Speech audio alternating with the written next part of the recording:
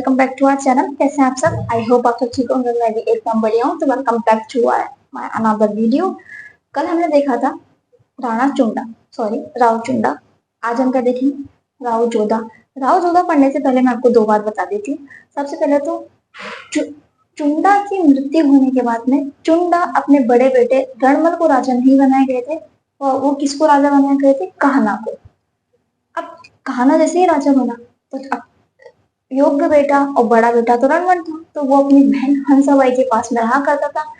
अपने बेटे का जो अपनी बहन का बेटा था उसको वो उसका गार्जियन था, तो वो उसको पाला करता था। उन्होंने अपनी बहन से बोला, अब आपका बेटा बड़ा हो गया, यानी मोकल बड़ा हो चुका है, तो अब मेरे को आप थोड़ी सी सेना दो, मैं वापस मारवाड़ पर अपना कब्जा जमाऊंगा, अपने भाई कान्हा को हटा के मैं खुद राजा बनूंगा। तो हंसाबाई उनकी मदद करती है।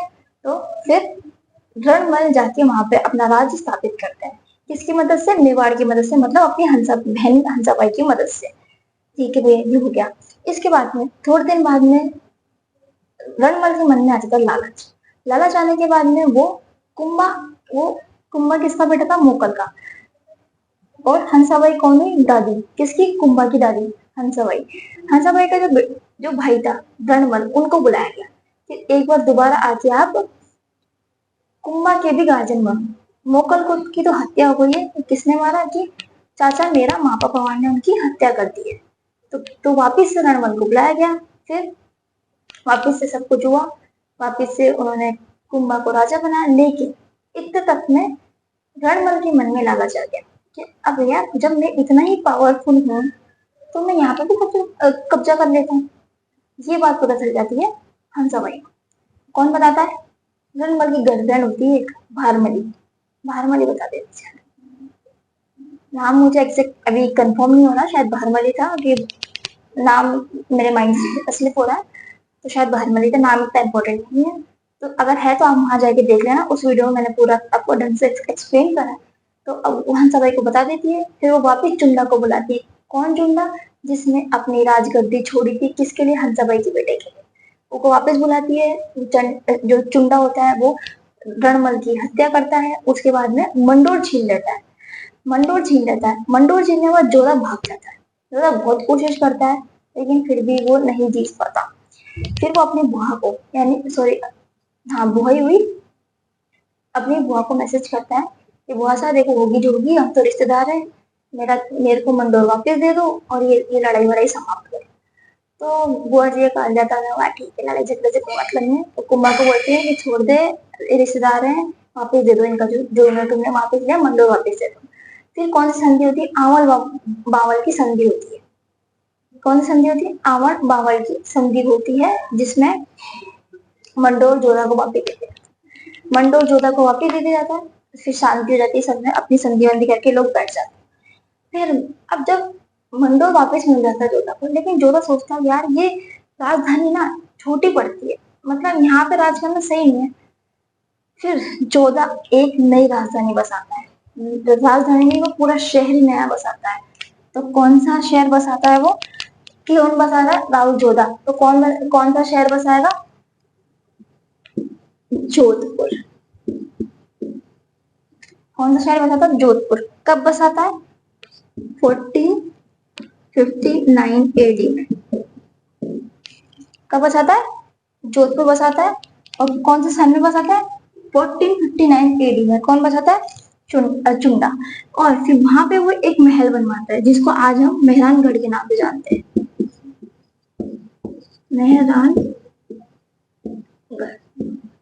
मेहरानगढ़ फोर्ट। मेहरानगढ़ फोर्ट। पर इसका पहले नाम मेहरानगढ़ नहीं था, इसका नाम था मिहिरगढ़।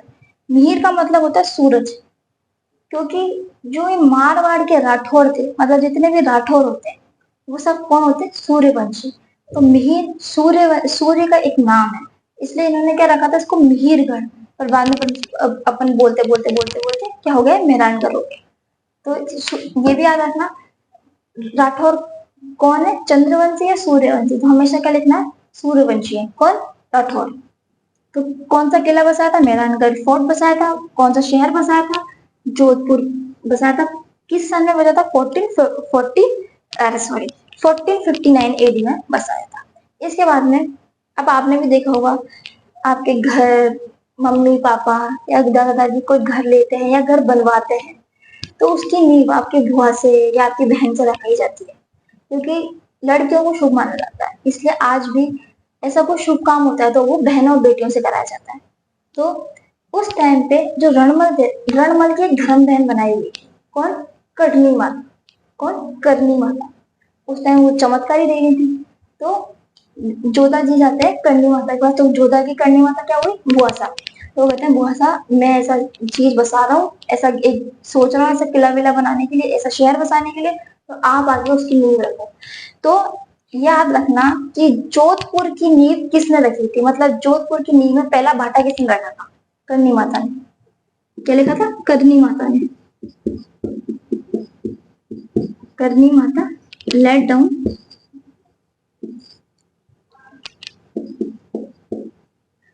Foundation stone, stone of this fort, यानी मेहरानगढ़ फोर्ट। मेहरानगढ़ फोर्ट की जो पहली नींव किसने रखी थी? करनी माता ने रखी। किसने रखी थी? करनी माता ने रखी थी। अब बाद में जाने के बाद मैं बताती हूँ, इनकी जो इष्ट देवी होती हैं वो कौन बन गई थी? करनी माता। जोधा का एक बेटा था बीका। तो योग के बेटा वो नहीं होता जो पापा के बाद राजा बनता है। योग के बेटा वो होता है जो अलग अपनी राजधानी बनाता है, अलग अपना एक, जितना पापा सक्सेसफुल है उससे ज्यादा सक्सेसफुल बनता है। तो बीका जो था, बीका ने बोला मैं अपना एक अलग राज्य बसाऊंगा। तो बीका चला गया बीकानेर, और करनी माता उस टाइम बीकानेर में रहा करती थी। तो बीका ने नया शहर बसाया, कौन सा? बीकानेर। बीका ने बसाया, इसलिए बीका ने, जोधा ने बसाया इसलिए जोधपुर। तो बीका वहां जाके बीकानेर में अपनी पूरी रियासत बसाता है। उसके बाद में करनी माता को बहुत ज्यादा पूजने लग जाते हैं, बहुत आस्था बढ़ जाती है उनकी। इनकी जो इष्ट देवी होती है वो तो कौन है? करनी माता। और जो कुल देवी है वो है नागनीची माता। नागनीची माता है कुल देवी, और इष्ट देवी कौन है? करनी माता। जो कुल देवी होती है वो होती है हमारे जो सदियों से चली आती है देवी, हमारे परिवार की जो देवी होती है वो होती है कुल देवी, जो हमें बड़े से बड़े सब पूछते हुए आ रहे हैं अभी तक। और इष्ट देवी वो होती है जिसको आप पूछते हैं। जैसे मान लो मैं चौहान हूँ, तो हमारी जो कुल देवी है वो है आशापुरा माता। पर हमारा जो आस्था है वो किसी और भगवान के प्रति भी है, तो वो हमारी इष्ट देवी हो जाएंगी। और जो हमारी कुल देवी है वो कौन होगी? आशापुरा माता। इसलिए आशापुरा माता तो हमारी कुल देवी होती है, और अपन जिसको अपन मानते हैं, जिसकी पूजा करने लग जाते हैं, वो हमारे होते हैं टुटलेरी डेटी, यानी इष्ट देवता या देवी, कोई भी हो सकते हैं। इसलिए याद रखना कुल देवी कौन है? राठौरों की नागनीची माता। इसके बाद चुंडा एक 1460 में चामुंडा का माता का मंदिर भी बनवा था। कौन? जोधा। क्या बनवाता है? चामुंडा माता मंदिर। चामुंडा माता टेम्पल कहाँ पे बनवाया? मेहरानगढ़ में ही बनवाया था, एट मेहरानगढ़। कहाँ पे बनवाया था? मेहरानगढ़ में। किसने बनवाया था? चुंडा ने। कब बनाया था? 1460 में। क्या बनवाया था? चामुंडा माता मंदिर। कहाँ पे बनवाया था? मेहरानगढ़ में। फिर जोधा की जो बीवी थी जसवंत देवी, इन्होंने एक पोंड बनवाया था, जिसमें दे बिल्ड रानी सार पोंड। कौन सा पोंड बनवाया था? रानी सार पोंड। कौन सा पोंड बनवाया था? रानी सार पोंड। किसने बनवाया था? इनकी बेबी जसवंत देवी। फिर जोधा ने डिफीट किया था, किसको डिफीट किया था? लोधी, दहली, सॉरी पंखा नहीं चल रहा इसलिए पसीना आ रहा है। लोधी तो जो थे वो दिल्ली में रियासत थी उनकी। किसकी? लोधियों की। उस टाइम जो पहला लोधी जो राजा बना था वो कौन था? बहलोल लोधी। तो जोधा ने डिफीट किया था इसको, बहलोल लोधी को, बहलोल लोधी को। बहलोल लोधी को कहा कहते, दिल्ली सल्तनत, कहा कहते, दिल्ली सल्तनत। ये कौन, बहलोल लोधी, उसको डिफीट किया था। किसने डिफीट किया था, जोधा ने। अब जो अपने एक हिस्टोरियन हुए थे, कौन हुए थे, हिस्टोरियन, हिस्टोरियन कौन, गौरी शंकर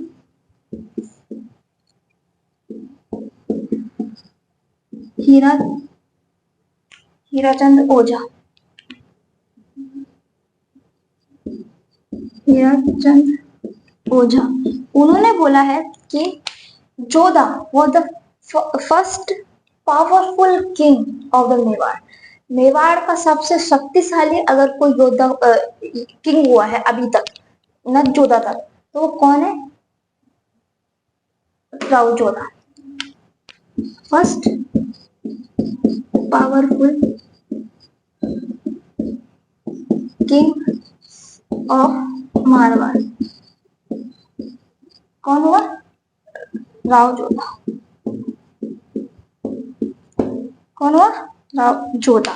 तो क्या देखा हमने, आज देखा राव जोधा, कल हम आगे का पढ़ेंगे। तो बस यही थी आज हमारी छोटी सी क्लास। अगर आपको अच्छी लगी तो लाइक कीजिएगा, शेयर कीजिएगा एंड कमेंट कीजिएगा and subscribe to our YouTube channel which is study with Himanshu. Please subscribe कर दिया करो, लोग देखते हैं लेकिन सब्सक्राइब नहीं करते। 1 मिनट लगता है, वहां पे नीचे लाल बटन दिख रहा है, उस पर क्लिक कर दो और पास में बेल आइकन पे भी क्लिक कर, तो जो हम वीडियो डालेंगे आपको सबसे पहले देखने को मिलेगी। तो बस वीडियो में बने रहिएगा और आगे भी वीडियो देखते रहिएगा। मिलेंगे कल नेक्स्ट वीडियो में।